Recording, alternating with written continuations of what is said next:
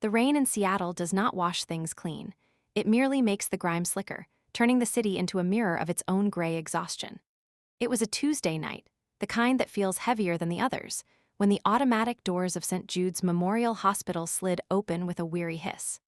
The emergency department was a cacophony of controlled chaos, beeping monitors, the squeak of rubber soles on linoleum, and the low, urgent murmur of triage nurses trying to prioritize pain. In the center of this storm stood Alara Vance.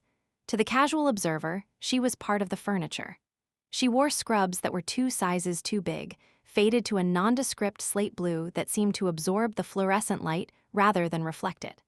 Her hair was pulled back into a severe, practical bun that revealed a face devoid of makeup, expression, or ambition. She held a mop bucket with both hands, her knuckles white, her eyes fixed on the floor as if the answer to every question life had ever asked her was written in the scuff marks of the tiles. Dr. Marcus Thorne walked past her, his white coat billowing like a cape behind him. He did not look at Alara, he did not see her. To him, she was an obstacle, a static object to be navigated around while he barked orders into his headset. Bed 4 needs intubation prep. Where is the respiratory team? I don't have time for this incompetence. His voice was sharp, clipped, and designed to cut through the noise. It was a voice that commanded respect, or at least fear. Alara stepped aside, pressing her back against the wall, making herself as small as physically possible. She did not flinch when his elbow brushed her shoulder. She did not speak. She simply waited for him to pass, then resumed her mopping, the rhythmic swish-swish of the wet head the only sound she contributed to the symphony of the ER. But there was something in the way she moved. If you watched closely, if you ignored the hierarchy that dictated who mattered and who didn't, you might have noticed that her movements were not those of a tired janitor. They were economical, precise. When she lifted the bucket, she used her legs, not her back, preserving energy. When she wiped a spill near the trauma bay, she did it in 3 swift, overlapping strokes that left no streaks, no residue, no trace. And when a nurse dropped a tray of instruments nearby, creating a clatter that made everyone jump, Alara's head snapped up. For a fraction of a second, her eyes were not vacant. They were scanning, assessing, calculating the trajectory of the falling metal, the potential contamination zone, and the safest path for retrieval. Then, just as quickly, the light vanished from her gaze, replaced by the dull, submissive mask she had worn for 5 years. She looked down. She continued to mop. Pause. St. Jude's Memorial was a hospital of contrasts. On the upper floors, the private suites offered views of the Puget Sound, catering to the city's tech elite and political power brokers. Down here, in the basement-level emergency department, the air smelled of antiseptic and stale coffee, and the patients were often those whom the city had forgotten. Alara Vance belonged to this lower world. She had been hired 5 years ago, shortly after a scandal that no one spoke about aloud but everyone whispered about in the break room. The official story was vague: a former medical professional who had lost her license due to gross negligence. The unofficial story, fueled by Dr. Thorne's occasional drunken rants at staff parties, was that she had killed a patient, that she was dangerous, that she was lucky to be allowed to touch anything in the hospital other than a toilet brush. Alara never corrected them. She never defended herself. When new interns asked why she was always working the night shift, the shift that broke people, she would simply shrug and say, "I like the quiet." It was a lie, of course. The night shift was never quiet, but it was anonymous. In the dark hours between 2:00 a.m. and 6:00 a.m., the hierarchy softened slightly. The administrators went home. The visiting specialists slept. It was just the core staff, the dying, and the cleaners. For Alara, it was the only time she could breathe. Her supervisor, a man named Gary who viewed his authority over the cleaning staff as a pinnacle of career achievement, liked to remind her of her place. "Vance," he would call out, his voice dripping with condescension. "You missed a spot in Bay 2. Again, do I need to teach you how to hold a rag, or is that too complex for someone with your history?" He emphasized the word history with a sneer, knowing it was a wound he could poke without consequence. Alara would nod, apologize softly, and return to Bay 2. She would clean the spot that was already clean. She would endure the humiliation because endurance was the price of her penance, or so she believed. Yet amidst the drudgery there were breadcrumbs, small, almost invisible clues that sug. Ested Alara Vance was not who she appeared to be. In the staff locker room, tucked deep inside her bag, was a stethoscope. It was old, the tubing cracked, the chest piece tarnished, but it was cared for with a reverence that bordered on religious. No one saw it. No one knew it existed. Another clue was in the way she handled medical waste. While other cleaners tossed Sharp's containers into the bins with careless thuds, Alara checked every single one. She verified the seals. She noted the weight. Once, when a young resident was struggling to find a vein on a dehydrated patient, Alara had paused nearby, ostensibly emptying a trash can. She had watched the resident's angle, the tension in the patient's arm. She had wanted to speak. Her lips had parted, but she had closed them, tightened her grip on the trash bag, and walked away. The resident failed 3 times before succeeding. Alara had felt the failure in her own bones, a phantom pain that lingered long after her shift ended. If you are enjoying this story of hidden depths and quiet resilience, please take a moment to hit the like button. It helps us bring more narratives of justice and redemption to your screen. Your support means the world to our community of storytellers. The social hierarchy of St. Jude S was rigid, enforced not just by titles but by tone. Dr. Thorne was at the apex. He was brilliant, undeniably so. He could diagnose a rare autoimmune disorder from a glance at a rash. But his brilliance was curdled by arrogance. He viewed medicine as a performance and the hospital as his stage. Nurses were his supporting cast, residents were his understudies, and staff like Alara were the stagehands, invisible until they messed up the lighting. Thorne had a particular disdain for Alara. He claimed it was because she was slow, but those who watched closely knew it was because she never looked him in the eye. Her submission irritated him. He wanted a reaction. He wanted her to beg, to cry, to fight. Her silence was a void that his ego could not fill, and it drove him to increasingly cruel microaggressions. "Hey, Vance," Thorne said one evening, stopping in front of her as she polished the reception desk. He held a cup of coffee, steaming and full. "I think this table is still sticky. Feel it." He didn't wait for her to respond. He poured the remainder of his coffee onto the freshly polished surface. The brown liquid spread across the wood, dripping onto the floor. The receptionist, a young woman named Sarah, gasped. "Dr. Thorne, that's—" "Quiet, Sarah," Thorne snapped. He looked at Alara. "Clean it up. And use the industrial solvent. I want it stripped. Maybe if you scrub hard enough, you'll remove the stain of your past, too." The room went silent. The other nurses froze. This was crossing a line, even for Thorne, but no one moved. To challenge Thorne was to risk your career. Alara looked at the coffee. She looked at Thorne. Her face remained a mask of neutral obedience. "Yes, doctor," she whispered. She retrieved the solvent. She cleaned the desk. She did not cry. She did not shake. But inside, something shifted. The weight of 5 years of silence was becoming too heavy to carry. The crack in the dam was forming. Pause. The crisis arrived not with a siren, but with a whisper. It was 3:17 a.m. The ER was in its lull, the calm before the storm. Alara was restocking supplies in the trauma bay, her back to the room. The automatic doors slid open and a paramedic team rushed in, carrying a gurney. On it lay a man, mid-50s, pale as ash, clutching his chest. But it wasn't the man that caught Alara's attention. It was the woman running beside the gurney, screaming. "He can't breathe. He's choking. Help him." The triage nurse, Brenda, moved quickly. "Get him to Bay 1. Dr. Thorne is on break. Get Dr. Evans." But Dr. Evans was in surgery. The only attending physician available was Dr. Thorne, who was in the lounge, presumably sleeping off his earlier arrogance. As they transferred the patient to the bed, Alara turned. She saw the man's face. Cyanotic, blue, his hands were clawing at his throat. But his eyes were wide with a specific kind of terror. Not just the fear of death, but the fear of recognition. And beside him, the woman was not just screaming, she was reciting medical history. "He has a tracheal stenosis. Post-surgical complication from 10 years ago, his airway is collapsed."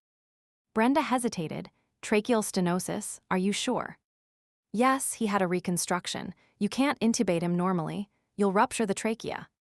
The room froze. Intubation was the standard protocol for respiratory distress. If they tried to force a tube down a narrowed, scarred airway, they would kill him instantly. But without an airway, he would suffocate within minutes. "Where is Thorne?" Brenda yelled. "In the lounge." "Go get him now." Alara stood by the supply cart. Her heart hammered against her ribs, a frantic bird trapped in a cage. He knew what tracheal stenosis looked like. She knew the anatomy of a collapsed airway better than she knew her own name.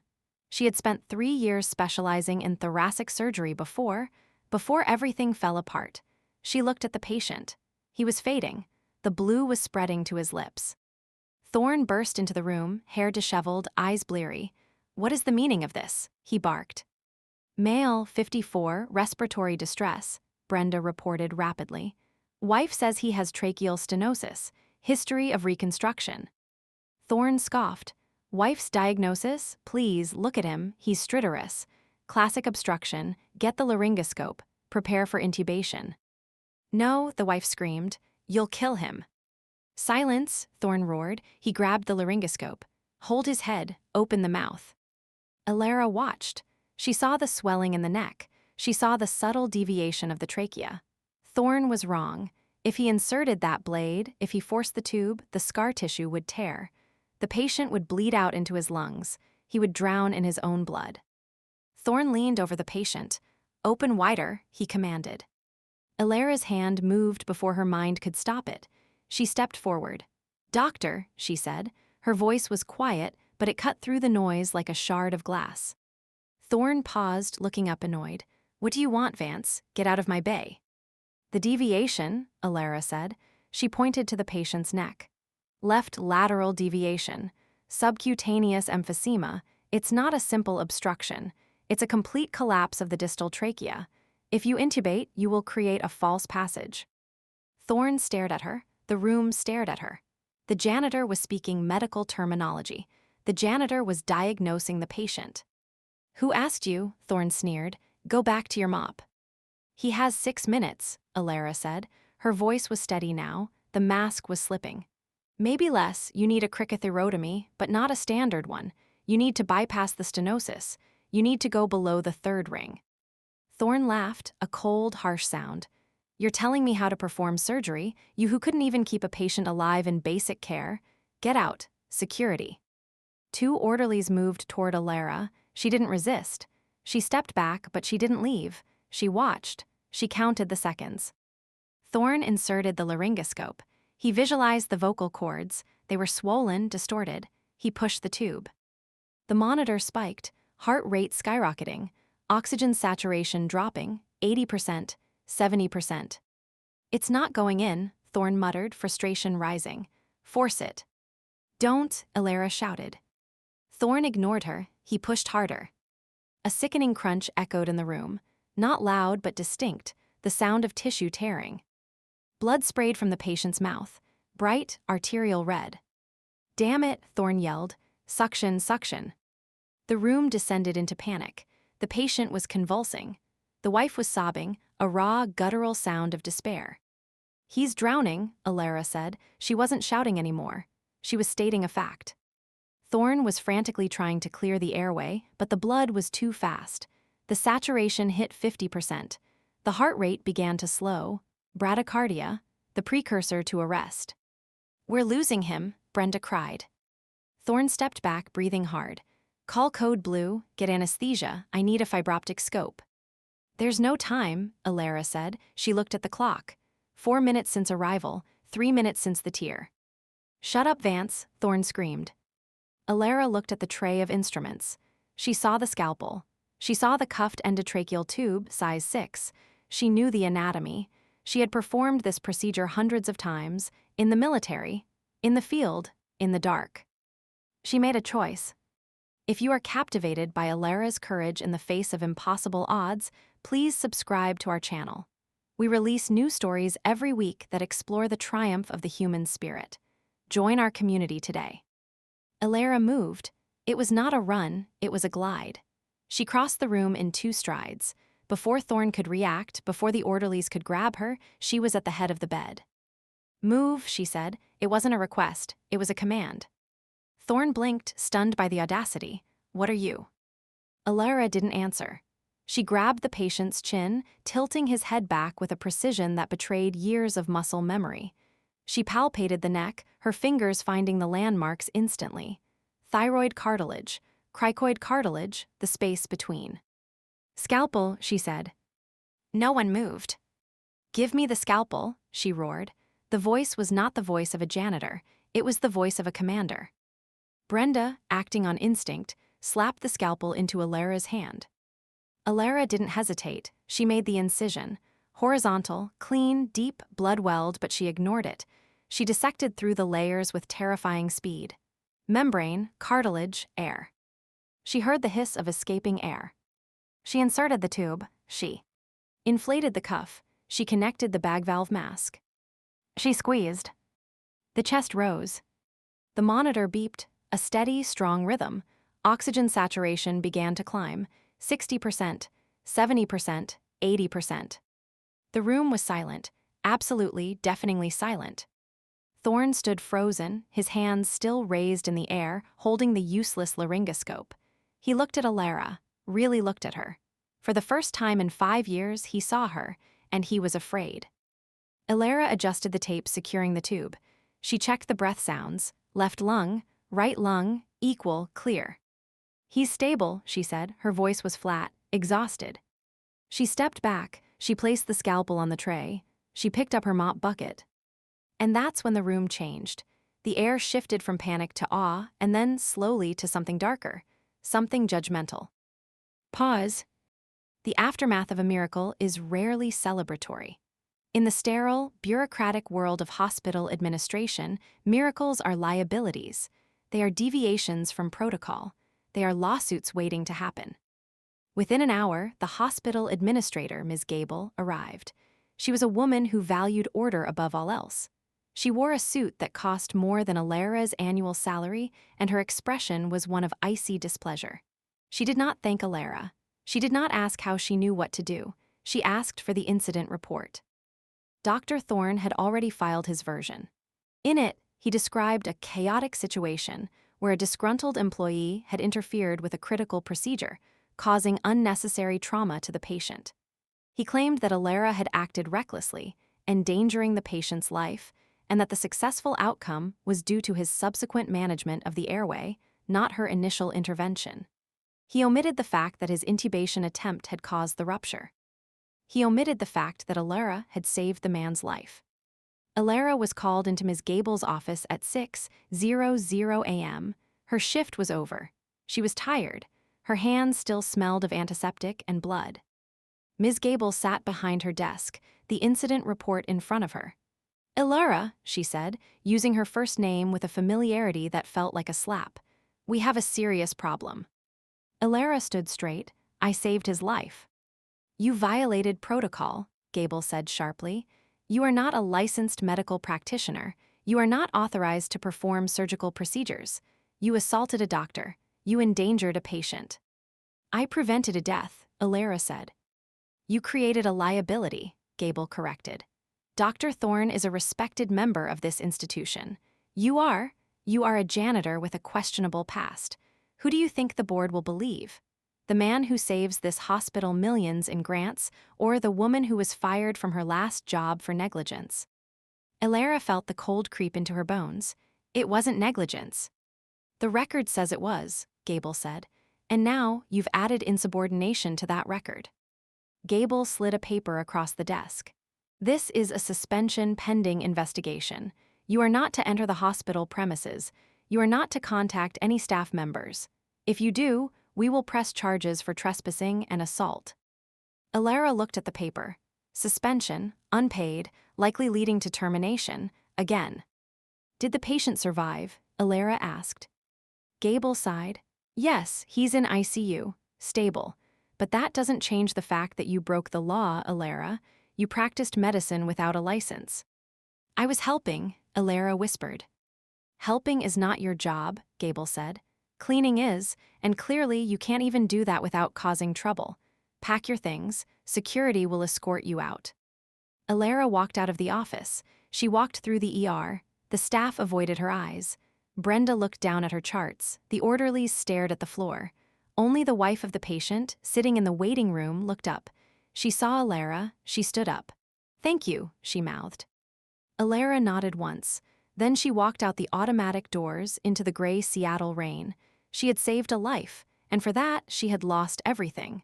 Again. If this story of injustice resonates with you, please leave a comment below. Tell us, have you ever been punished for doing the right thing? We read every comment and value your perspective. The injustice of it burned hotter than the shame. Alara sat on a bench in the park across the street, watching the hospital windows. She saw the lights of the ICU. She knew the patient was alive because of her. But the system didn't care about truth. It cared about hierarchy. It cared about protecting its own. Dr. Thorne was safe. Alara was expendable.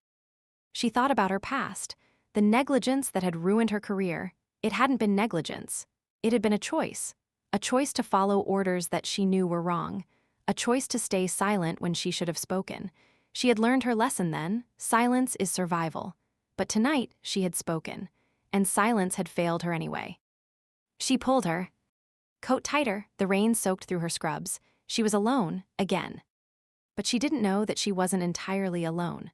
Across the street, in a black sedan parked under the awning of the coffee shop, a man was watching her.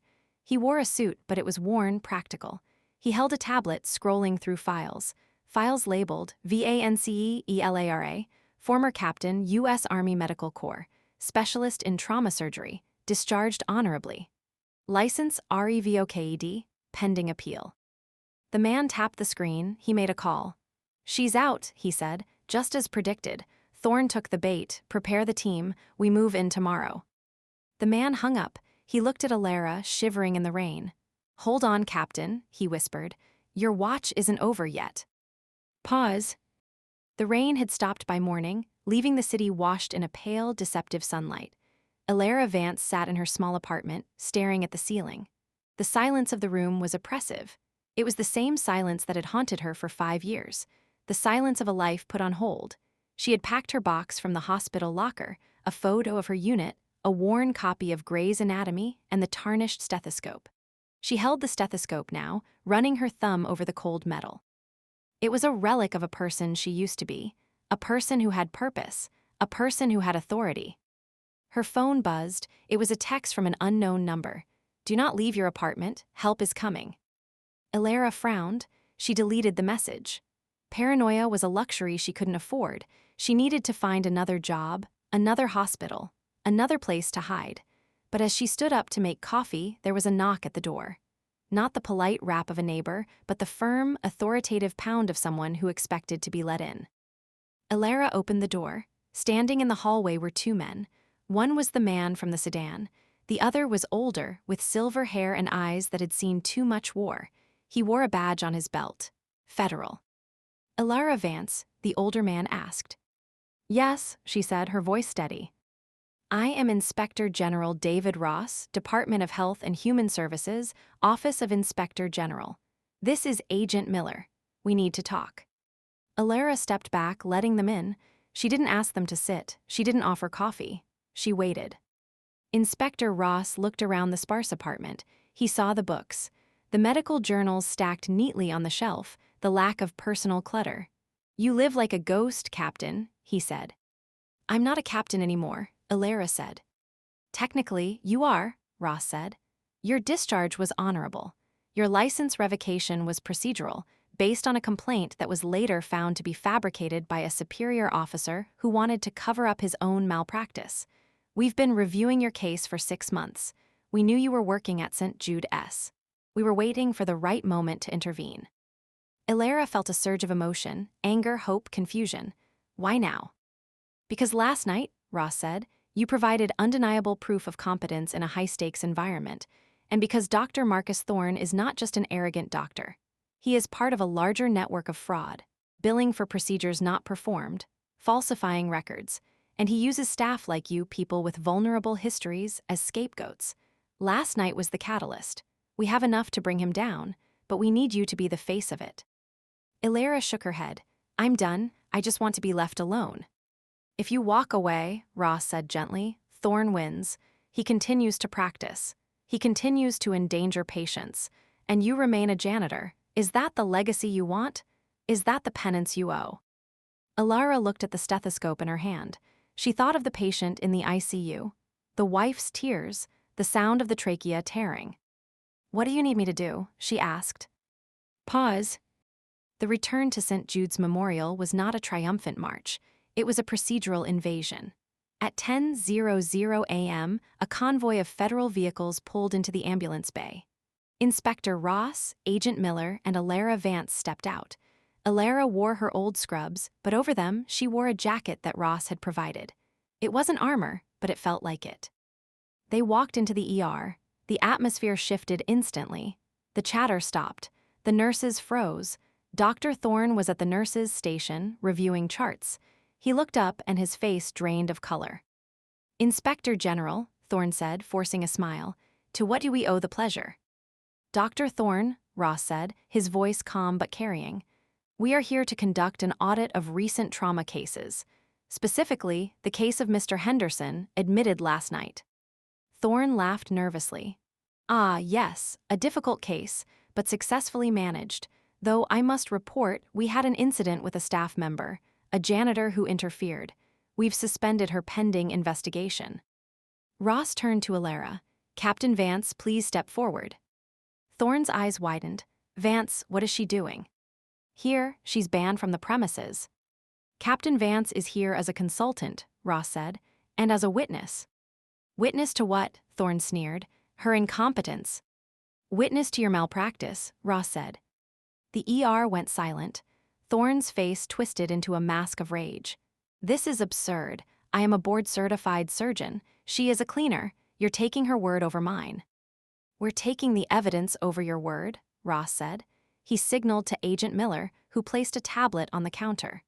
"We have reviewed the body cam footage from the paramedics.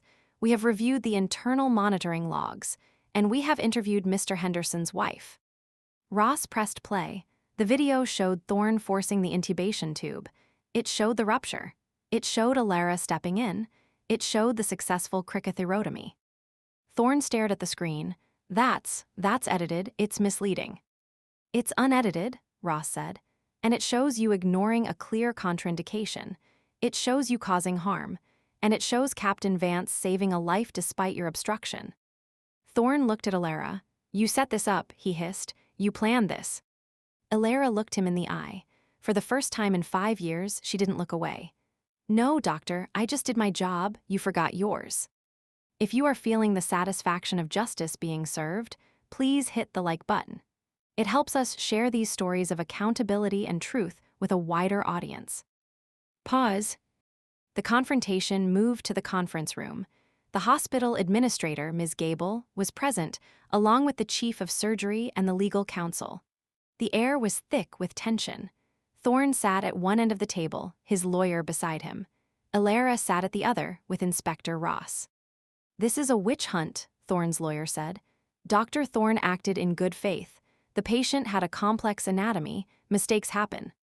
"Mistakes are accidental," Ross said. "Negligence is a choice." Dr. Thorne ignored the wife's warning. He ignored the physical signs, and when Captain Vance attempted to correct him, he obstructed her. That is not a mistake. That is misconduct. Ms. Gable looked uncomfortable. "Inspector, we take these allegations seriously, but Dr. Thorne is a valuable asset to this hospital. Perhaps we can handle this internally." "Internally?" Ross raised an eyebrow. "You suspended the person who saved the patient. You protected the person who nearly killed him. That is not internal management. That is complicity." Gable flushed. "We were following protocol." "Protocol exists to protect patients," Alara said. Her voice was quiet, but it filled the room. "Not to protect doctors." All eyes turned to her. "Who are you?" the chief of surgery asked. "Really?" Alara took a breath. "I am Alara Vance, former captain, U.S. Army Medical Corps, specialist in trauma and thoracic surgery. I served 3 tours in Afghanistan. I received the Bronze Star for Valor under fire. 5 years ago, I was stationed at Walter Reed. My commanding officer, Dr. Eris Thorne, Marcus's father, ordered me to sign off on a patient discharge that I knew was unsafe. The patient died. When I refused to falsify the records, Dr. Eris Thorne fabricated a report claiming I was negligent. He used his influence to revoke my license. I was discharged, but my reputation was destroyed. I couldn't find work as a doctor, so I became a janitor. I stayed silent because I thought I deserved it. I thought if I suffered enough, it would balance the scales." She looked at Marcus Thorne. "But it doesn't. Silence doesn't fix injustice. It only enables it."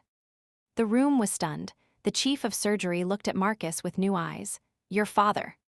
Marcus slumped in his chair. The arrogance was gone, replaced by a petty, shrinking defensiveness.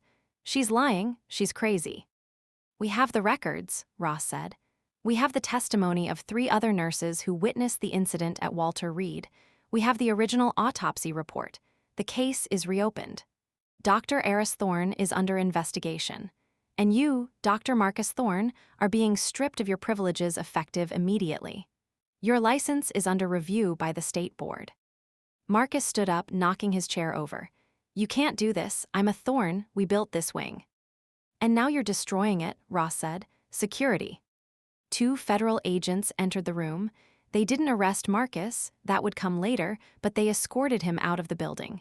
He looked at Alara as he passed. There was no apology in his eyes, only hate, but it didn't matter. His power was broken. Pause. The aftermath was not immediate vindication. It was a slow, steady restoration. In the weeks that followed, the story of Alara Vance leaked to the press, not as a scandal, but as a hero's journey. The janitor who saved a life, the silent surgeon. The public was outraged by the injustice she had suffered. Donations poured into a legal fund to help her restore her license. The state medical bow. ARD expedited her review. Within a month, her license was reinstated. St. Jude's Memorial underwent a leadership overhaul. Ms. Gable resigned. The chief of surgery issued a public apology to Alara, but Alara didn't return to St. Jude's. She couldn't. The memories were too strong. Instead, she accepted a position at a veterans hospital in Portland, a place where her service was understood, where her scars were respected.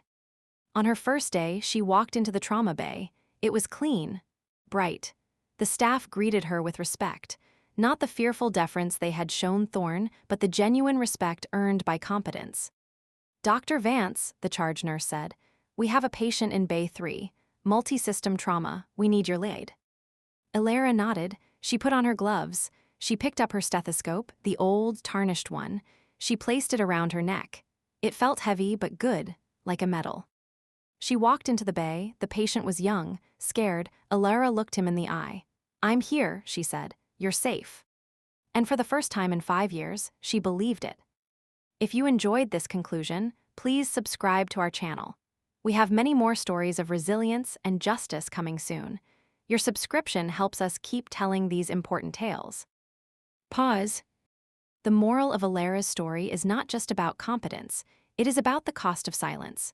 For years, Alara believed that hiding was the only way to survive. She believed that her worth was defined by the opinions of those who held power over her. But power is fragile. It relies on the consent of the governed. When Alara spoke, when she acted, she withdrew her consent. She reclaimed her agency. Injustice thrives in the dark. It thrives when good people stay silent. But competence cannot be hidden forever. Truth has a way of surfacing, like oil in water. It may take time, it may take pain, but it will rise. Alara Vance is no longer a janitor. She is a surgeon. But more importantly, she is a woman who knows her own worth. She learned that dignity is not given. It is taken. It is earned. And it is kept by standing firm, even when the world tries to push you down. As we close this chapter, consider your own life. Where are you staying silent? Where are you accepting less than you deserve? Sometimes, the bravest thing you can do is to speak up, to act, to reveal who you really are. Thank you for joining us on this journey. If this story moved you, please share it with someone who needs to hear it. Let's spread the message that integrity always wins in the end. Until next time, stay strong, stay true, and never forget you are more than what they say you are.